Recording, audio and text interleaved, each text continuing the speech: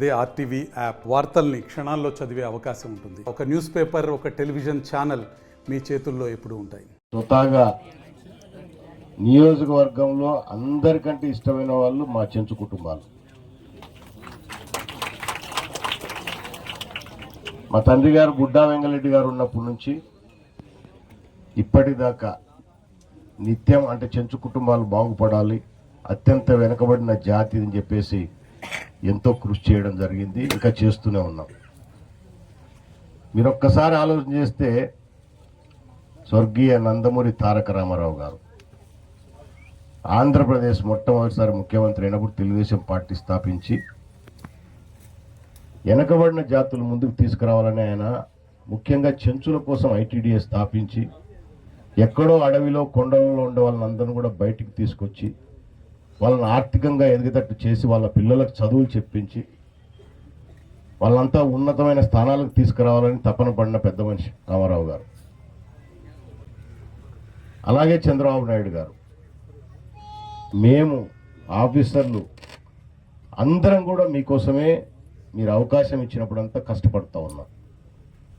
ఈరోజు ప్రధానమంత్రి జన్మన్ యోజన కింద ఏదైతే మనకి కార్యక్రమాలు తీసుకొని కేంద్ర ప్రభుత్వం రాష్ట్ర ప్రభుత్వం కలిసి ఇంకా మీరు బాగుపడాలనే ఉద్దేశంతోనే, అంటే గతంలో కొట్టాల చెరువు మన గ్రామంలో కూడా మా ఒక హాస్పిటల్ ఇవ్వడం జరిగింది. అంటే వీళ్ళం సో ఈరోజు ఈ హాస్టల్ ఇక్కడ వచ్చింది. ఈరోజు 50 పడకలతో మనకు 50 మంది పిల్లల అడ్మిషన్కు ఇక్కడ చేసుకోవచ్చు.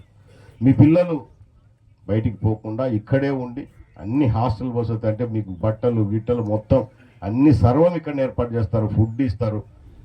పిల్లలను తల్లిదండ్రులకు అందరూ ప్రేమ ఉంటుంది, కానీ చదువుకునే టైంలో చదువుకొని ఇవ్వాలి. మీరు చదువుకుంటే మీకు అనేక అవకాశాలు ఉన్నాయి. ఇప్పుడు నేనున్న ఒక రెడ్డి కులంలో పుట్టాను, అంతే కదా. నేను ఎంత చదివినా అంత ఈజీగా రాదు నాకు ఉద్యోగం. మీకు రిజర్వేషన్స్ ఉన్నాయి, ఎస్పెషల్లీ చెంచులకు ఇంకా మంచి అవకాశాలు ఉన్నాయి.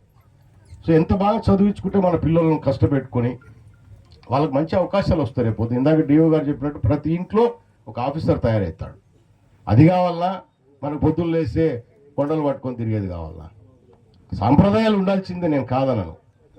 ఫారెస్ట్ డిపార్ట్మెంట్ మీకు ఇచ్చేటి అది కూడా మా దృష్టిలో ఉంది. ముఖ్యమంత్రి గారి దృష్టికి అనేక మార్లు తీసుకుపోతున్నాం. ఎందుకైతే ఈ అటవీ హక్కుల మీద ఏదైతే మీకు చాలా హక్కులు ఉన్నాయి అవి కూడా కాపాడడానికి మేము ప్రయత్నం చేస్తాం. వృత్తి నేను ఎప్పుడు కాదనను, కానీ చదువు ఖచ్చితంగా ఉండాలి. దయచేసి అది గుర్తుపెట్టుకోండి. హాస్టల్ ఇంకా పెంచాల్సిన బాధ్యత ఉంది.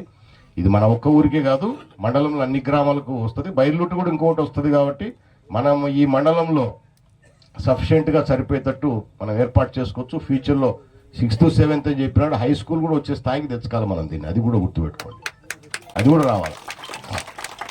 సో చంద్రబాబు నాయుడు గారు పోయినసారి ముఖ్యమంత్రి ఉన్నప్పుడు సిద్ధాపురం రిజర్వాయర్ మనం ఓపెన్ చేసినప్పుడు ఆ రోజు మీటింగ్లో ప్రామిస్ తీసుకున్నాం. చెంచులకు 50 ఏళ్ళకి అప్పుడే మా చేసింది. అంతకుముందు 60 ఏళ్ళు ఉండే, వీళ్ళకి కూడా 50 ఏళ్ళకి పెన్షన్లు ఇప్పించినాం అప్పుడు. ఆ రోజు నుంచి మీకు ఇప్పుడు 50 ఏళ్ళకి పెన్షన్లు వస్తుంది. మరిన్ని వీడియోస్ కోసం ఛానల్ ని సబ్స్క్రైబ్ చేయండి, లేటెస్ట్ అప్డేట్స్ కోసం వాట్సాప్ ఛానల్ ని ఫాలో చేయండి, అండ్ లింక్ డిస్క్రిప్షన్ లో ఉంది.